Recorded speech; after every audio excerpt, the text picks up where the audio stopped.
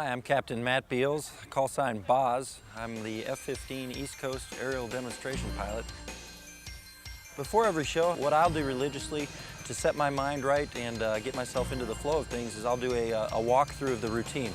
I'll line myself up exactly how I'm going to be on the runway. I can anticipate where the winds are going to come from, where the crowd's at, what the sun angle is, what the problems I see around with obstacle clearance or visibility or anything like that, so there are no surprises. And then I'll just run through the routine and get myself really focused in those last minutes before I strap on the F-15.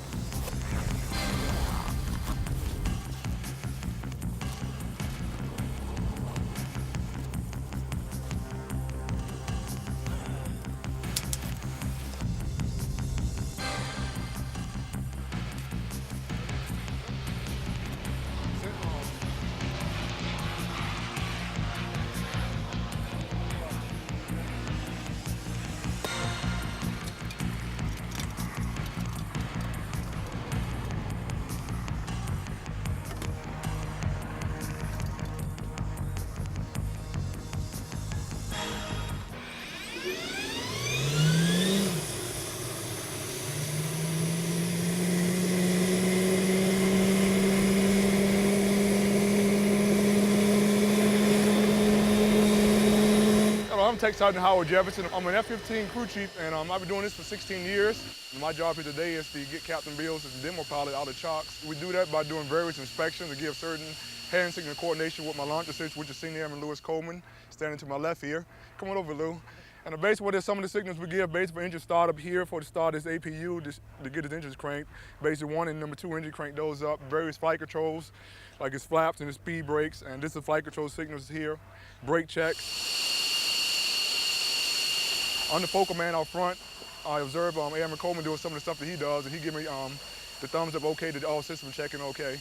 I coordinate all the show sites that we go to. At the same time, I help maintain the aircraft. And I really enjoy what I do. You know, it's not to the point that I have to do it, but I actually enjoy doing it.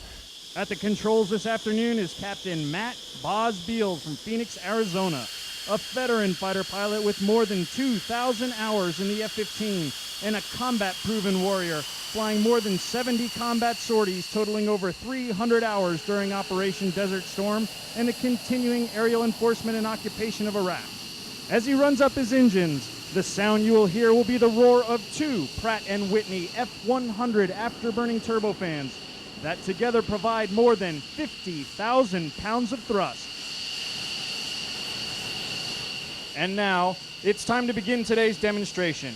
Captain Beals will start by showing just how fast the F-15 can get off the ground and climb. He'll lift off in less than 2,000 feet, immediately pull up into a vertical climb, slowly rolling the Eagle inverted to reposition for his first maneuver.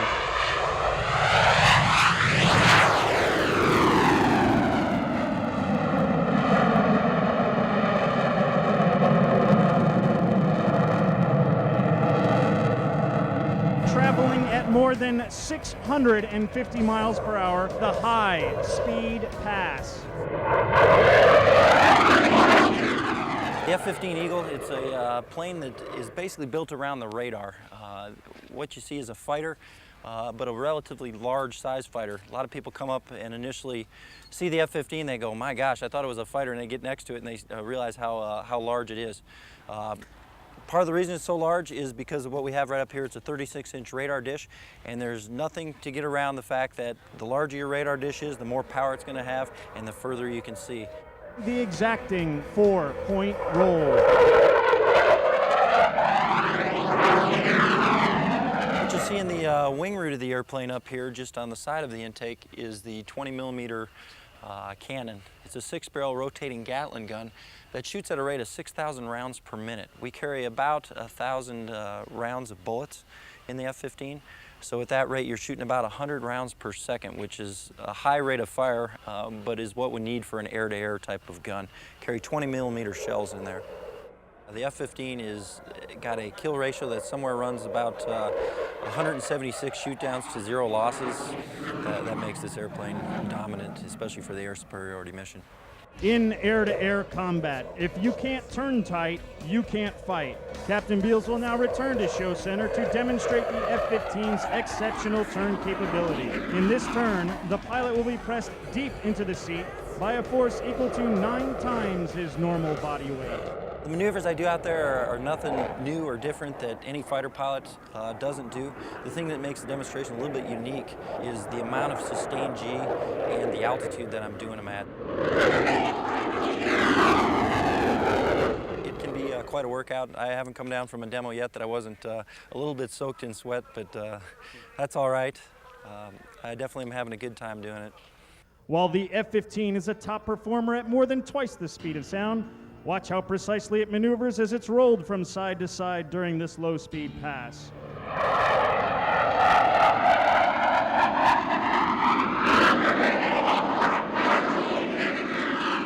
A little bit of history about this airplane in particular. I borrow it from my crew chief, so it's obviously got my name on it up there, but I borrow it on part-time and give it back to him when it's broke and tell him to fix it. Also, you'll see the green star there with Mirage F1 written on there. Well, that Mirage F1 exists no more. Basically, this airplane had the first shoot-down of the Gulf War over there in Iraq, flying out of Langley, deployed over to the Middle East, and in the first couple nights of the war, one of the Iraqis tried to challenge an F-15, and this is the airplane that ended up shooting him down. Captain Beals' last maneuver in his solo performance will be a knife edge pass. For those of you wishing to take pictures, this would be an excellent opportunity.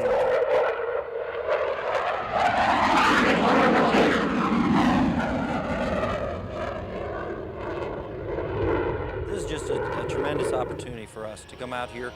It's a chance for us to give something back, especially to the communities and the people that support the U.S. military all around the world. Chance for us to show off our equipment and give something back to those people that have really entrusted us with the capability to defend our country for them. The Heritage Flight Program was something that the Air Force set up to celebrate our 50th anniversary as a separate service.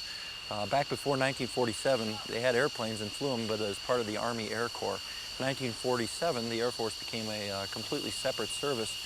And what we did in 1997, last year, was pay tribute to that heritage and 50 years of air supremacy and being a separate Air Force by the program called the Heritage Flight. It was supposed to be only a one-year-only good deal where we took frontline fighters, the demonstration pilots of those fighters, and paired them up with some of the greatest civilian aviators flying some of the vintage warbirds of World War II, especially the fighter types. We got such rave reviews last year on the air show circuit that there was no way we were going to give it up just after that 1 year.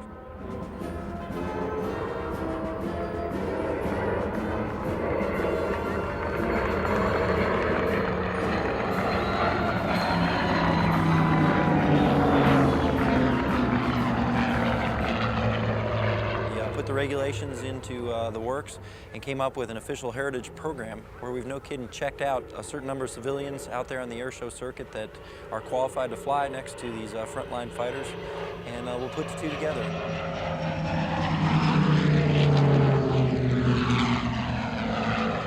Today at Elmira, I flew the F-15 with a P-63, which is kind of a rare flying World War II fighter, and the P-51 Mustang. The list of the heritage guys we put together is definitely a who's who of people, and one of those is a great American hero, Colonel Frank Borman, test pilot extraordinaire onto the NASA program, first mission commander around the moon with Apollo 8, and boy, I tell you, I just look out there and I'm thinking that Frank Borman is flying on my wing. This must be some kind of a dream. What a tremendous aviator, and what a privilege for me to put my airplane next to his out there in the skies.